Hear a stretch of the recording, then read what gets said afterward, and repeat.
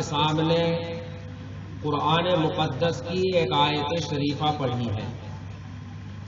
اسی کی روشنی میں آپ کے سامنے بہت مختصر وقت میں اسی آیت شریفہ سے متعلق کچھ باتیں عرض کروں گا.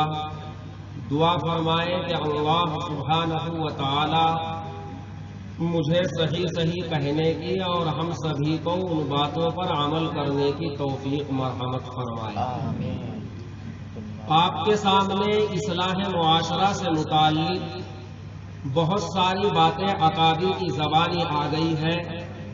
ہمارے معاشرے میں کس قدر خرابی ہے، کس قدر برائیاں ہیں. ان تمام برائیوں کو اور خرابیوں کو ہمیں مل جل کر اور بیٹھ کر سوچنے سمجھنے کی اور ان برائیوں کو ختم کرنے کی بے انتہا ضرورت ہے. محترم بزرگوں اور بھائیوں، میں یہ سمجھتا ہوں کہ ہمارے معاشرے میں جو یہ بگاڑ پیدا ہوا ہے یہ ہمارے ایمان کی کمزوری کی بنیاد پر ہے. ہمارا ایمان اس قدر کمزور ہو چکا ہے، اتنا ضعیف ہو چکا ہے کہ ہم برائی کو برائی نہیں سمجھ رہے ہیں. ہماری نظر میں برائیاں اچھائیاں بن رہی ہے. ہمارا ایمان بے انتہا کمزور ہو چکا ہے. اس لیے ہم سبھی کی ذمہ داری بنتی ہے اس لیے ہم سب کی ذمہ داری بنتی ہے کہ ہم اپنے ایمان کو کبھی اور مضبوط بنائیں.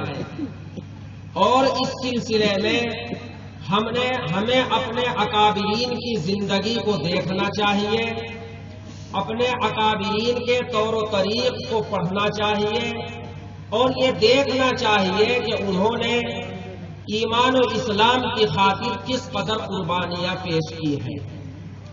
ان کی قربانیوں کے نتیجے میں یہ ایمان ہم تک پہنچا ہے. حضرت شیخ سعدی علیہ الرحمہ نے اپنی کتاب کے اندر ایک واقعہ لکھا ہے اپنے بچپن کے زمانے کا. واقعہ شیخ نے یہ لکھا ہے کہ جب میں بالکل چھوٹا سا بچہ تھا اور مجھے زیادہ سمجھ بوجھ نہیں تھی، میری والدہ نے ایک مرتبہ میری انگلی میں سونے کی انگوٹھی پہنائی. میں اس سونے کی انگوٹھی کو پہن کر باہر چلا گیا. راستے میں ایک شخص ملا، اس کی جیب میں گڑ کی ڈلی تھی.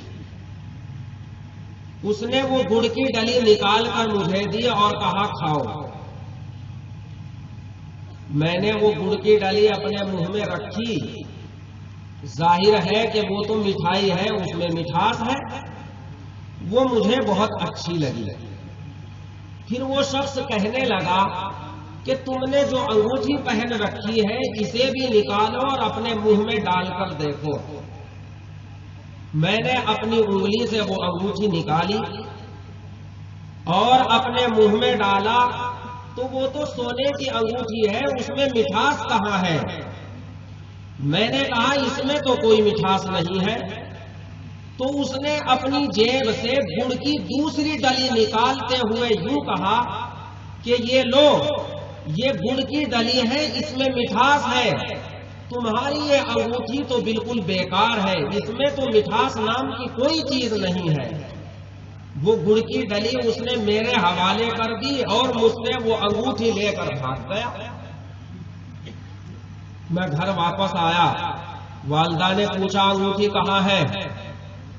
میں نے کہا کہ باہر ایک شخص نے گڑ کی ایک ڈلی کھلائی، بہت اچھی تھی، پھر دوسری ڈلی کے بدلے میں سونے کی انگوٹھی دے کر آ گیا.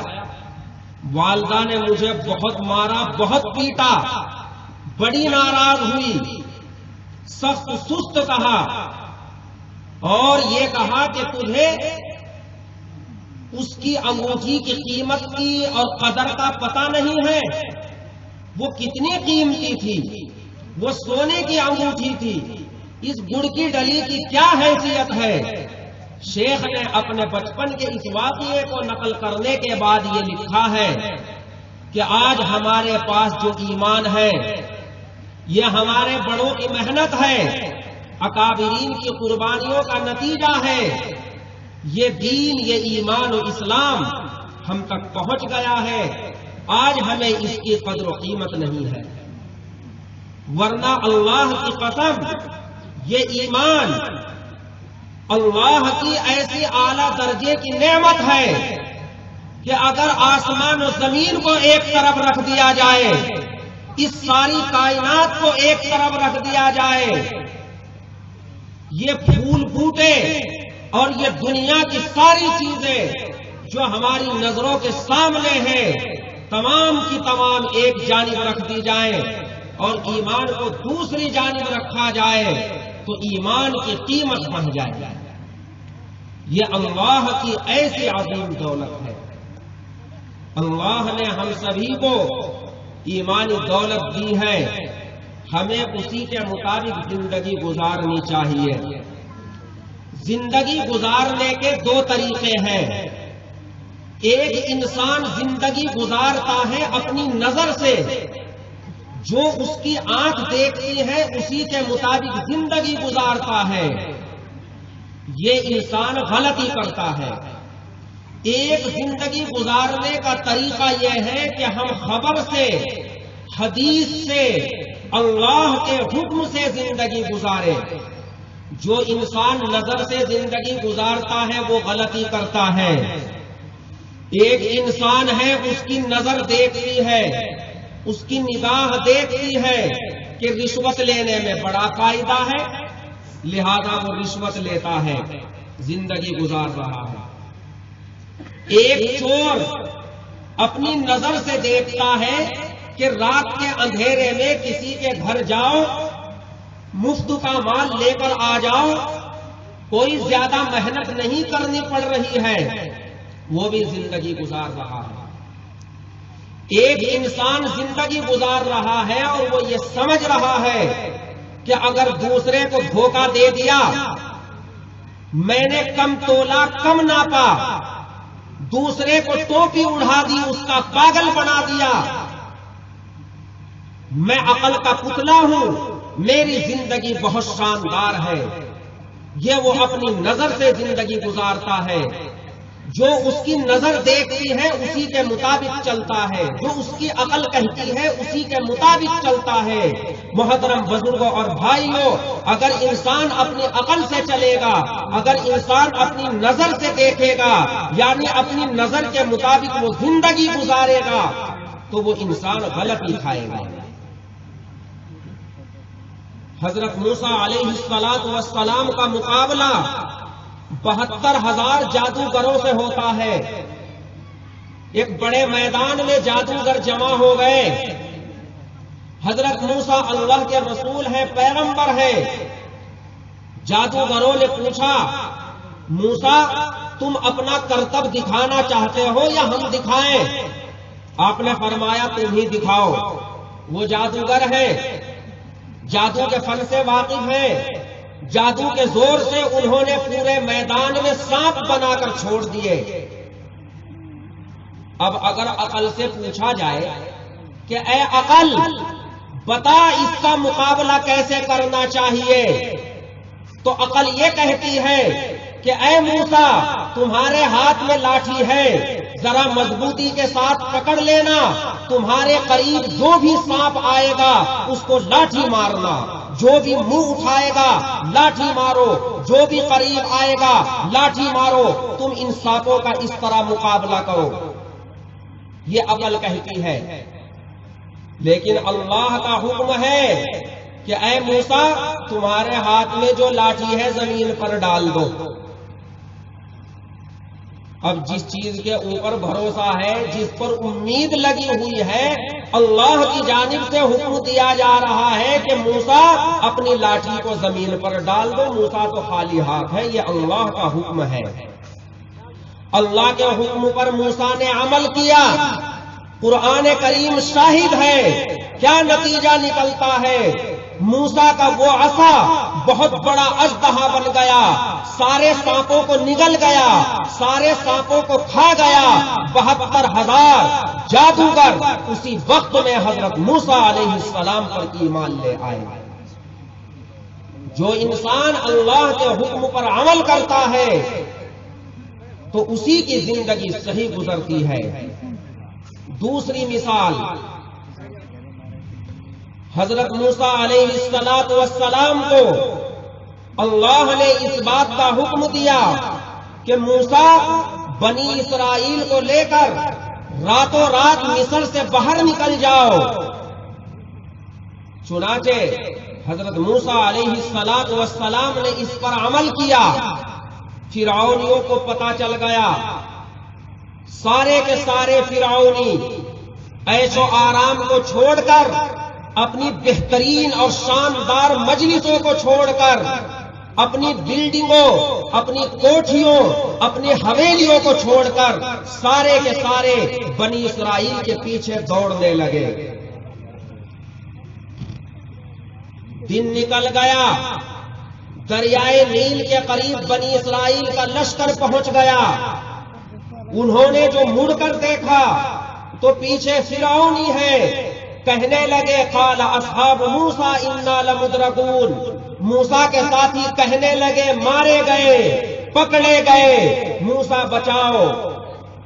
عقل سے پوچھا، عقل کہہ رہی ہے سامنے پانی کا دریا ہے، پیچھے فرعونیوں کا دریا ہے، تم سب کے پاس میں ہتھیار ہے، تمہارے پاس میں ڈنڈے ہیں، تمہارے پاس لاٹھیاں ہیں، فرعونیوں کی جانب منہ کر کے کھڑے ہو جاؤ، ڈٹ کر ان کا مقابلہ کرو، جو بھی آئے گا اس کے منہ پر مارو، اس کے جسم پر مارو، ہو سکتا ہے تمہیں کامیابی مل جائے۔ یہ عقل کہہ رہی ہے، مگر اللہ کی جانب سے حضرت موسیٰ علیہ السلام کو اس بات کا حکم دیا جا رہا ہے ان اضرب بعصاک البحر، موسیٰ تمہارے ہاتھ میں جو لاٹھی ہے سمندر پر مارو۔ چنانچہ حضرت موسیٰ علیہ السلام نے اپنی اس لاٹھی کو سمندر پر مارا، پانی پر مارا، راستے بن گئے۔ اتنے شاندار راستے بنے، اتنے شاندار راستے بنے کالطود العظیم، بڑے بڑے پہاڑوں کے معلوم، کھڑکیاں لگا دی گئی، بنی اسرائیل پار ہو گئے۔ میدان تیہ میں پہنچتے ہیں، بڑے پریشان ہیں، پینے کے لیے پانی نہیں ہے، کیا کرنا چاہیے؟ عقل انسانی کہتی ہے کہ موسیٰ تمہارے ہاتھ میں لاٹھی ہے، آہستہ آہستہ زمین کو کھودنا شروع کرو، اور زیادہ زور سے مت کھودنا کہیں لاٹھی ٹوٹ جائے، آہستہ آہستہ کھودتے جاؤ، کھودتے جاؤ، گڑھا بناؤ، کنواں بناؤ، زمین میں سے پانی نکلے گا۔ اللہ نے فرمایا نہیں نہیں، ان اضرب بعصاک الحجر، موسیٰ تمہارے ہاتھ میں جو لاٹھی ہے پتھر پر مارو۔ اب پتھر پر مارنے سے تو لاٹھی ٹوٹ جائے گی، مگر وہاں ٹوٹنے کا نام و نشان نہیں ہے، اللہ کے حکم پر عمل ہے۔ چنانچہ اس پتھر سے 12 چشمے پھوٹ پڑے، بنی اسرائیل کے 12 خاندان ہیں، اللہ نے ایک انتظام فرما دیا۔ محترم بزرگوں اور بھائیوں، یہ تو سمجھانے کے لیے مثالیں ہیں، علماء بیان فرما رہے ہیں کہ ایک انسان وہ ہے جو زندگی گزارتا ہے اپنی نظر سے دیکھ کر، جو اس کی آنکھ دیکھتی ہے اسے فائدہ نظر آتا ہے، رشوت لینے میں فائدہ ہے، سود لینے میں فائدہ ہے، چوری کرنے میں فائدہ ہے، ڈکیتی ڈالنے میں فائدہ ہے، ناپ تول کمی کرنے میں فائدہ ہے، فلاں چیز میں فائدہ ہے، ڈول کاٹنے میں فائدہ ہے، راستوں کو چھوٹا کرنے میں فائدہ ہے۔ اگر راستوں کو چھوٹا کریں گے، اپنے کھیت میں ملا لیں گے تو گیہوں زیادہ ہو جائیں گے، پپلر کے پیڑ لگا دیے گئے، لپٹس کے پیڑ لگا دیے گئے، اتنا بڑا فائدہ ہو جائے گا۔ اگر راستے کو چھوٹا کر دیا گیا، ہماری جگہ یہاں تک ہے، دروازہ باہر کر کے لگا دیا گیا، آگے اپنے کھیت میں اور گھر کے اندر شامل کر لیا گیا، نظر سے دیکھ رہا ہے فائدہ حاصل کر رہا ہے، نظر سے دیکھ رہا ہے فائدہ حاصل کر رہا ہے، وہ انسان غلط زندگی گزار رہا ہے۔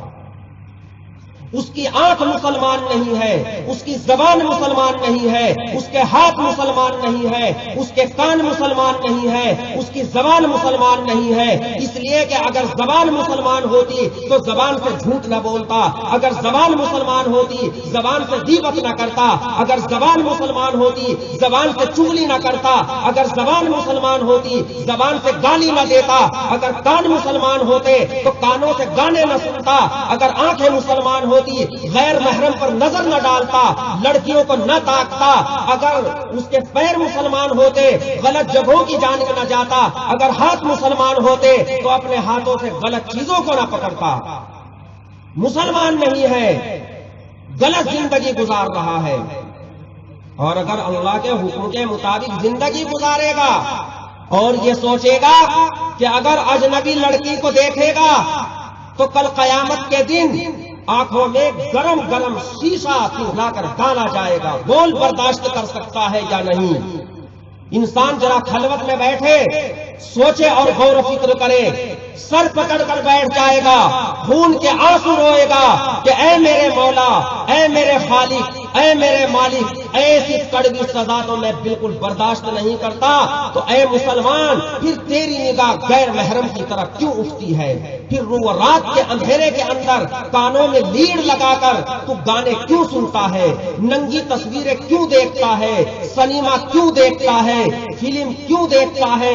رات کے اندھیرے میں یہ سوچتا ہے مجھے کوئی دیکھنے والا نہیں ہے۔ وہ خالق و مالک جس نے ہم سب کو پیدا کیا ہے، آسمان و زمین کو پیدا کیا ہے، جو ہمیں رزق دینے والا ہے، جو ہمارا پیدا کرنے والا ہے، جو واحد ہے، وحدہ لا شریک لہ ہے، وہ تمام کی تمام چیزوں کو دیکھ رہا ہے، اس کے سامنے کوئی چیز چھپی ہوئی نہیں ہے۔ لہذا ہم سبھی کو خبر کے مطابق زندگی گزارنی ہے، حدیث کے مطابق زندگی گزارنی ہے، اللہ کے حکم کے مطابق زندگی گزارنی ہے۔ اکابرین نے ہمارے سامنے معاشرے سے متعلق بہت ساری برائیوں کا تذکرہ فرمایا۔ میں نے اصلاح معاشرے میں جو ایک خرابی اور برائی ہے اس کی مناسبت سے قرآن کریم کی آیت کا ایک ٹکڑا پڑھا ہے۔ اس آیت شریفہ میں پروردگار عالم نے یہ ارشاد فرمایا، یا ایھا الرسل کلوا من الطیبات واعملوا صالحا، کہ اے رسولو پاکیزہ اور حلال چیزیں کھاؤ، واعملوا صالحا اور نیک عمل کرو۔ پتہ یہ چلا آج ہمارے اندر غیبت ہے، آج ہمارے اندر چغلی ہے، آج ہمارے اندر غلط غلط چیزیں ہیں۔ ان تمام کا لب لباب ہمیں سوچنا چاہیے، غور کرنا چاہیے اور سمجھ لینا چاہیے، وہ ہے ہماری روزی کے اوپر دار و مدار، کہ ہماری روزی کس انداز کی ہے، ہماری کمائی کس انداز کی ہے۔ اگر ہماری کمائی حلال ہوگی تو نیک اعمال کی توفیق ملے گی اور برائیاں چھٹتی چلی جائے گی، اور اگر ہماری کمائی حرام ہوگی اور حرام لقمے کو ہم اپنے پیٹ میں ڈالیں گے تو پھر نیک اعمال کرنے کو طبیعت نہیں چاہے گی، نہ نماز کو جی چاہے گا، نہ روزہ رکھنے کو طبیعت چاہے گی، نہ قرآن پڑھنے کو جی چاہے گا۔ اس لیے لب لباب یہ ہے کہ ہماری کمائی حلال ہونی چاہیے، حرام سے ہم سبھی کو بچنا چاہیے۔ حضرت سعد بن ابی وقاص رضی اللہ تعالی عنہ نے آقا مدنی محمد عربی صلی اللہ تعالی علیہ وسلم سے معلوم کیا، یا رسول اللہ مجھے کوئی دعا ایسی بتا دیجئے، مجھے کوئی ایسا عمل بتا دیجئے کہ میں مستجاب الدعوات ہو جاؤں، جو بھی دعا مانگوں قبول ہو جائے۔ تو آقا نے بہت شاندار بات ارشاد فرمائی۔ آپ نے ارشاد فرمایا کہ سعد، اپنی کمائی کو حلال بناؤ، تمہارے پیٹ میں حلال لقمہ پہنچنا چاہیے، حرام سے تمہیں بچنا چاہیے۔ شب معراج میں آقا نے دیکھا کہ دو دسترخوان لگے ہوئے ہیں، ایک دسترخوان پر بہترین اور شاندار گوشت رکھا ہوا ہے، دوسرے دسترخوان پر سڑا ہوا گلا ہوا جس میں سے بدبو آ رہی ہے وہ گوشت رکھا ہوا ہے. کچھ لوگ اس بہترین اور شاندار گوشت کو چھوڑ کر بدبودار گوشت کھا رہے ہیں. آپ نے معلوم کیا جبرائیل یہ کون لوگ ہیں؟ تو حضرت جبرائیل علیہ السلام نے ارشاد فرمایا کہ یا رسول اللہ، یہ آپ کی امت کے وہ لوگ ہیں کہ جنہیں اللہ نے حلال کمائی کے اسباب مہیا فرما دیے تھے. اگر وہ چاہتے تو حلال کما سکتے تھے، مگر حلال کو چھوڑ کر حرام کے پیچھے پڑے ہوئے ہیں. اللہ نے آپ کی امت کے ان افراد کو آپ کے سامنے کر کے دکھا دیا ہے. آپ آگے بڑھے، دیکھا کہ کچھ فرشتے انسانوں کا منہ پھاڑ رہے ہیں اور ان کے اندر کھانا داخل کر رہے ہیں. آپ نے پوچھا جبرائیل یہ کون لوگ ہیں؟ تو حضرت جبرائیل علیہ السلام نے فرمایا کہ یا رسول اللہ، یہ آپ کی امت کے وہ لوگ ہیں جو دوسروں کے مال کو ہڑپ کرنا چاہتے ہیں، جو یتیموں کا مال کھانا چاہتے ہیں، اور وہ یہ سمجھتے نہیں ہیں کہ یتیم یتیم ہے. یتیم کا مال جو لوگ کھا رہے ہیں وہ اپنے پیٹ میں جہنم کی آگ بھر رہے ہیں. جیسا ہم کھائیں گے ہماری اولاد میں ایسا ہی اثر آئے گا، ہماری زندگیوں میں ایسا ہی اثر آئے گا. ایک شخص اپنے چھوٹے سے بچے کو انگلی پکڑ کر بازار سے لے جا رہا تھا. راستے میں ایک شخص انگور بیچ رہا تھا. چلتے رہے جب ٹھیلی والے کے پاس پہنچے جو انگور بیچ رہا تھا تو بچے نے ایک انگور اٹھایا اور منہ میں ڈال لیا. باپ نے دیکھا، کچھ نہیں کہا. گھر آیا اور آ کر بیوی سے معلوم کیا کہ جب سے میں نے ہوش سنبھالا ہے اپنے پیٹ میں حرام لقمہ جانے نہیں دیا، اور تو نے بھی ایک موقع پر مجھے یہ بتایا تھا کہ جب سے میں ہوش سنبھالا ہے، میں بالغ ہوئی ہوں، میں نے اپنے پیٹ کے اندر حرام لقمہ جانے نہیں دیا. یہ بچہ کہاں سے پیدا ہو گیا؟ آج میں نے اپنی نظروں سے دیکھا، اپنی آنکھوں سے دیکھا.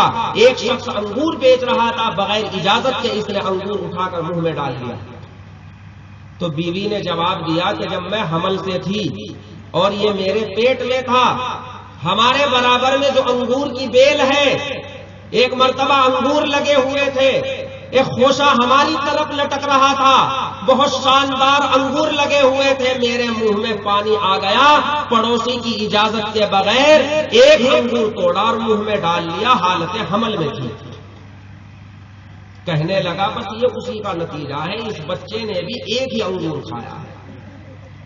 آج کل ہم اپنی اولاد سے، اپنے بچوں سے، اپنی بچیوں سے، گھر والوں سے شکوہ شکایت کرتے ہیں، ہماری اولاد نافرمان ہو گئی، بات نہیں مانتی ہے. محترم بزرگوں اور بھائیوں، ذرا اپنی زندگی کو دیکھیے کہ ہم اپنی زندگی کس طریقے سے گزار رہے ہیں، کہاں سے پیسہ لا رہے ہیں. صبح ہی چلے جاتے ہیں، شام تک کتنے لوگوں کو دھوکہ دیا، سمجھ رہے ہیں کہ غلط ہے مگر پھر بھی لا کر جمع کر رہے ہیں. ہماری اولاد میں وہی اثر آ رہا ہے.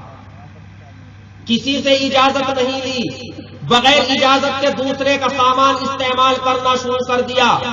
اس راستے سے گنوں کی ٹرالی جا رہی ہے، ٹریکٹر والا ٹریکٹر چلا رہا ہے، ٹرالی پر کوئی نہیں ہے. گنا چوسنے کو تب یہ چاہ رہی ہے، ٹرالی کے پیچھے جاتا ہے، دائیں طرف جاتا ہے، ایک کھینچتا ہے ڈال دیتا ہے، دوسرا کھینچتا ہے ڈال دیتا ہے، تیسرا کھینچتا ہے ڈال دیتا ہے. بہت خوش ہے اپنے آپ میں، 10 گنے کھینچ کر لایا، کسی کی ماں کو پتہ نہیں چلا. جائز ہے؟ حلال ہے؟ خود سمجھیے، خود سوچیے. ڈول کاٹ کر راستے کو چھوٹا کر کے 100 پپلر کے پیڑ لگا دیے، اپنے آپ میں بہت خوش ہے. 2 لاکھ روپے کمائے مولانا، 2 لاکھ روپے. جائز ہے؟ مسلمانوں کے راستے کو تنگ کیا. آپ کے لیے حلال تھے. جب وہ پیسہ گھر میں آئے گا، بیوی استعمال کرے گی، بچے استعمال کریں گے، ہم استعمال کریں گے، رشتہ دار استعمال کریں گے، تو نیک اعمال کی توفیق کہاں سے آئے گی؟ میں بھی بولتا رہوں، دوسرے لوگ بھی بولتے رہے، تقریریں ہوتی رہے، جلسے ہوتے رہے، اثر ہی نہیں ہوتا. کمی اپنے اندر بہت بڑی ہے. جب حلال کمائیں گے اور حلال کھائیں گے تو اس کا اثر پھر آپ دیکھیں گے. ایک مختصر سا واقعہ سنا کر اپنی بات کو ختم کر رہا ہوں. بڑے بڑے 4 امام گزرے ہیں جن کی فقہ دنیا کے اندر رائج ہے اور جن کے مذہب کے مطابق دنیا عمل کر رہی ہے. امام تو بہت گزرے ہیں مگر ان کے زمانے میں اور کچھ وقت کے بعد ان کی فقہ ختم ہو گئی. بڑے بڑے 4 امام ہیں جن کا مذہب دنیا کے اندر رائج ہے. انہی میں سے حضرت امام احمد ابن حنبل علیہ الرحمہ ہے اور حضرت امام شافعی علیہ الرحمہ ہے. حضرت امام شافعی استاد ہیں, حضرت امام احمد ابن حنبل ان کے شاگرد ہیں. دونوں بہت بڑے وقت کے امام ہیں. مصر کا علاقہ شوافی کے مذہب کے مطابق چل رہا ہے, حضرت امام شافعی کے مذہب کے مطابق وہ لوگ عمل کر رہے ہیں. عرب کے اندر بھی بہت ساری جگہ ایسی ہیں کہ جہاں پر امام احمد ابن حنبل کے مذہب کے مطابق عمل ہو رہا ہے, وہ لوگ مذہب کے اعتبار سے حنابلہ ہیں. حضرت امام شافعی نے اپنے شاگرد حضرت امام احمد کے پاس ایک خط لکھا اور اس خط کے اندر یہ تحریر کیا کہ امام احمد بہت دن ہو گئے تم سے ملاقات نہیں ہوئی, ملاقات کرنے کو طبیعت چاہ رہی ہے. اس زمانے میں فون نہیں ہے, موبائل نہیں ہے, خطوط کا رواج ہے, لہذا خط لکھا. جب حضرت امام احمد ابن حنبل کے پاس وہ خط پہنچتا ہے تو انہوں نے جواب لکھا کہ حضرت میں بہت جلد آپ کی خدمت میں حاضر ہو رہا ہوں اور فلاں تاریخ میں آپ کے پاس آ جاؤں گا. خط پہنچتا ہے, حضرت امام شافعی علیہ الرحمہ نے عمرا, وزراء اور سلطنت کے بڑے بڑے لوگوں کو خبر دے دی. پورے ملک میں شہرہ مچ گیا کہ امام احمد ابن حنبل تشریف لا رہے ہیں. وقت مقررہ پر لوگ استقبال کے لیے باہر نکل گئے. حضرت تشریف لے آئے. شام کا وقت ہے, دسترخوان بچھا دیا گیا, کھانا رکھا گیا. حضرت امام شافعی نے اپنے شاگرد امام احمد ابن حنبل کے لیے 40 قسم کے کھانے تیار کرائے, شاندار 40 قسم کے کھانے. دسترخوان بچھ گیا. حضرت امام احمد ابن حنبل نے اتنا کھایا کہ جیسے کوئی ہفتے بھر کا بھوکا ہو. اس قدر کھایا, لوگ دیکھتے رہ گئے, یار یہ تو بڑا عجیب و غریب امام ہے, کس طریقے سے کھانے کے اوپر پڑ رہا ہے. حضرت ایسے ہوتے ہیں, امام ایسے ہوتے ہیں, بڑے لوگ ایسے ہوتے ہیں. آدھی روٹی کھائی, 1 روٹی کھائی, یہ تو اس طریقے سے کھانے پر لگا ہوا ہے. حضرت امام شافعی علیہ الرحمہ کی بچیاں بھی اس منظر کو دیکھ رہی ہیں, وہ بھی بار بار پوچھ رہی ہیں مگر میزبان مہمان سے یہ کیسے کہے کہ کھانا مت کم کھاؤ. وہ تو آخر تک یہی کہتے رہتے ہیں, اور لے لیجئے, اور لے لیجئے, اور لے لیجئے, شرمائیے نہیں. ایک صاحب بھی چل گئے اس سلسلے میں, وہ اپنے مہمان سے کہنے لگے کہ کھائیے, شرم تو آتی نہیں. الٹا ہو گیا, بچل گئے, کہتے کہتے بچل گئے. کبھی کبھی الٹا بھی ہو جاتا ہے. انہوں نے کہیں سے سیکھ لیا تھا, انہوں نے سوچا ہم بھی ایسے ہی کہہ کر دیکھیں گے. کوا چلا ہنس کی چال, اپنی چال ہی بھول گیا. اس لیے اس سلسلے میں میزبان مہمان سے یہ کیسے کہے, حضرت تو بار بار کہہ رہے کھائیے کھائیے کھائیے. بہرحال یہ قصہ ختم ہوا. رات کا وقت ہے, عشاء کی نماز پڑھنے کے لیے چلے گئے. تہجد کا اس زمانے میں معمول ہے اور وہ لوگ تہجد کے اتنے بڑے پابند ہیں کہ جیسے آدمی فرض نماز پڑھتا ہے وہ نماز اس سے نہیں چھوٹتی ہے, ان حضرات کی تہجد کی نماز نہیں چھوٹتی ہے. چنانچہ حضرت امام شافعی علیہ الرحمہ کی بچیوں نے لوٹوں میں پانی بھر کر رکھ دیا کہ حضرت تہجد میں اٹھیں گے, استنجے کی ضرورت ہوگی, وضو کریں گے, نماز پڑھیں گے. ساری رات گزر گئی, فجر کی نماز کے لیے چلے گئے. دیکھا لوٹا جو کا تو رکھا ہے, وہ پھر تو ان کا پارا اتنا چڑھا. حضرت امام شافعی علیہ الرحمہ تشریف لائے, کہنیاں مار رہی ہیں, بار بار پوچھ رہی ہیں کیسا امام ہے, تم نے تاریخ کے پل باندھ رکھے تھے, ایسا امام ہے, ایسا وقت کا دانشور ہے. اس طریقے سے بہت ساری باتیں تم نے کہہ رکھی تھی. تو حضرت امام شافعی علیہ الرحمہ نے موقع لگا کر حضرت امام احمد ابن حنبل سے پوچھا کہ تمہاری 2 باتوں پر گھر والوں کو اور بہت سارے لوگوں کو زبردست اعتراض ہے.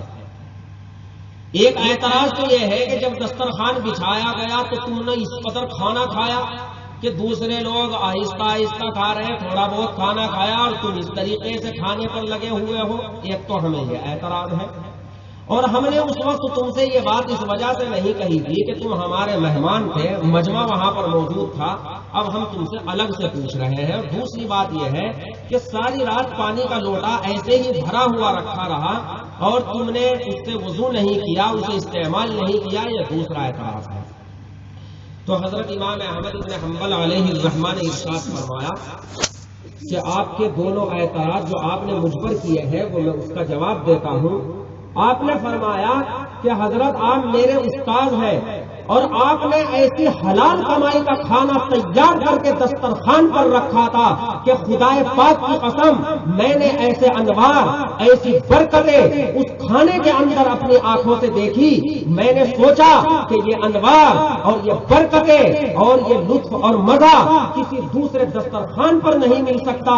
میں انوار و برکات اور وہ تجلیات اپنے اندر جتنی آج بھر لوں اور بھر سکتا ہوں، تو میں نے اس بات کا تہیہ کر لیا کہ خوب کھانا کھاؤں، خوب کھانا کھاؤں، خوب کھانا کھاؤں، چاہے ہفتے بھر بھوکا رہنا پڑ جائے۔ اور اللہ کی قسم میں نے اس کی دو برکتیں دیکھی، ایک علمی برکت دیکھی، ایک عملی برکت دیکھی۔ علمی برکت تو یہ دیکھی کہ ساری رات قرآن کریم کی ایک آیت کو پڑھتا رہا، سوچتا رہا، پڑھتا رہا، سوچتا رہا، ایک آیت سے فقہ کے 100 مسئلے نکالے، ساری رات جاگتا رہا، وضو نہیں ٹوٹی، 100 مسئلے نکالے جو آج تک میری سمجھ میں نہیں آئے تھے۔ اور چونکہ ساری رات جاگتا رہا، کسی ایسی چیز کی ضرورت پیش نہیں آئی کہ جس سے وضو ٹوٹ جاتا، اس لیے اسی وضو سے جو میں نے عشاء کے وقت کی تھی، عشاء کی نماز پڑھی، تہجد کی نماز پڑھی، فجر کی نماز پڑھی۔ یہ انوار و برکات میں نے اس کھانے کے اندر دیکھے۔ اللہ نے مجھے دو چیزوں کی توفیق مرحمت فرمائی۔ محترم بزرگوں اور بھائیوں، جب ہمارا کھانا حلال ہوگا تو اللہ کی جانب سے ہمیں نیک اعمال کی توفیق ملے گی۔ ایک شخص آپ کی خدمت میں حاضر ہوئے اور کہنے لگے، یا رسول اللہ کوئی ایسا نسخہ بتا دیجئے کہ جس سے میری دعا قبول ہوتی رہے۔ تو آپ نے ارشاد فرمایا کہ جس آدمی کا کھانا حرام ہے، اس کا پینا حرام ہے، اس کا لباس حرام ہے، مطعمہ حرام ومشربہ حرام وملبسہ حرام، فیقول یا ربی یا ربی فَأَنَّا يُسْتَجَابُ لَهُ او کما قال علیہ الصلوۃ والسلام۔ آپ نے فرمایا جب اس کا کھانا بھی حرام ہے، جب اس کا پینا بھی حرام ہے، جب اس کا لباس بھی حرام ہے، وہ اللہ کے سامنے ہاتھ اٹھاتا ہے اور کہتا ہے، اے میرے پروردگار، اے میرے خالق، اے میرے مالک، وہ دعا مانگتا ہے۔ آپ یہ ارشاد فرما رہے ہیں فَأَنَّا يُسْتَجَابُ لَهُ، بھلا اس کی دعا کہاں قبول ہو سکتی ہے؟ اس کے اندر تو گندگیاں بھری ہوئی ہیں۔ لہذا جیسے ہم نے اپنے لباس کو صاف ستھرا بنا لیا ہے، ہم نے اپنے ظاہر کو صاف ستھرا بنا لیا ہے، اندر کی گندگیوں سے بھی اپنے آپ کو بے انتہا بچانا ضروری ہے۔ یہ باطنی خرابی ہے، یہ اندر کی خرابی ہے۔ انسان اس سلسلے میں سمجھتا نہیں ہے اور وہ یہ سوچتا ہے کہ پتہ نہیں میرے دل کو کیا ہو گیا، نہ نماز پڑھنے کو جی چاہتا ہے، نہ قرآن پڑھنے کو جی چاہتا ہے، نہ حق بات سننے کو جی چاہتا ہے، حق بات کو سنتا ہے، ٹھٹا اڑاتا ہے، مذاق اڑاتا ہے اور چل دیتا ہے، بات سمجھ میں نہیں آتی۔ لہذا ہم سبھی کو اس سلسلے میں اپنے روزگار کے سلسلے میں غور و فکر کرنا چاہیے، کہاں سے ہماری کمائی آ رہی ہے اور کہاں پر ہم اسے خرچ کر رہے ہیں۔ اپنی آمد کے ذرائع میں اس سلسلے میں غور و فکر کرنا چاہیے۔ اللہ سبحانہ و تعالی ہم سبھی کو حلال روزگار نصیب فرمائے اور حرام رزق سے ہم سبھی کی حفاظت فرمائے۔ وآخر دعوانا الحمدللہ۔